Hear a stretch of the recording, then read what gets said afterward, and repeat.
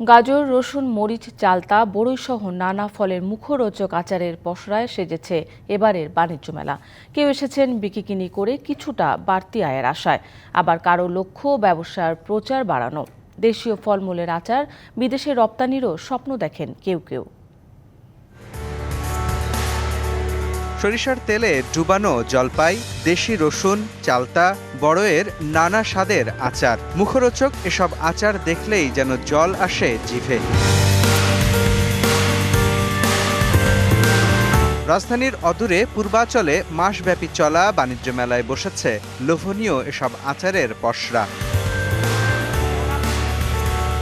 ক্রেতা দর্শনার্থীরা মেলায় ঘোরাঘুরির ফাঁকে ভিড় করছেন এসব দোকানে, নিচ্ছেন রকমারি আচারের স্বাদ। এটার টেস্টটা একদমই ইউনিক। আমি আসলে সব মিক্সড করে নিয়েছি যে ট্রাই করার জন্য। বড় আচার নিলাম, খুবই টেস্ট, খাইতে খুবই ভালো লাগে।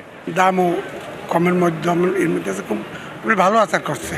শিয়া বাটার ও ভিটামিন ই সমৃদ্ধ lily glam beauty soap. Lily, always beautiful. কাঁচা মরিচ, আনারস, খেজুরের তৈরি ব্যতিক্রমী সব আচারের দেখাও মিলবে এখানে, যা দামেও সাশ্রয়ী। চিকেনের আচারও আমাদের হয়, বাট এখানে নিয়ে আসি নাই, আসবে।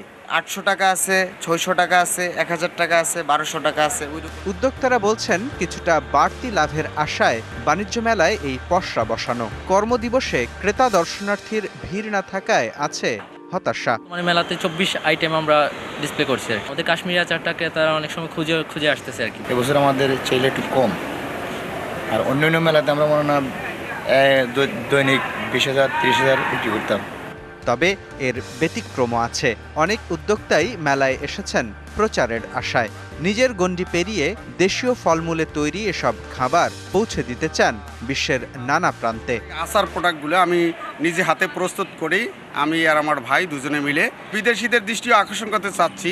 আমি চাচ্ছি এখান থেকে প্রফিটও হবে, পাশাপাশি আমার দোকানের বিজ্ঞাপনও হবে।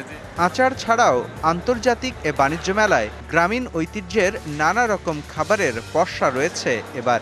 পাপড় ঐতিহ্য আগের ছোট থেকে আমরা এটা দেখে পছন্দ হইলো, নিয়ে নিলাম।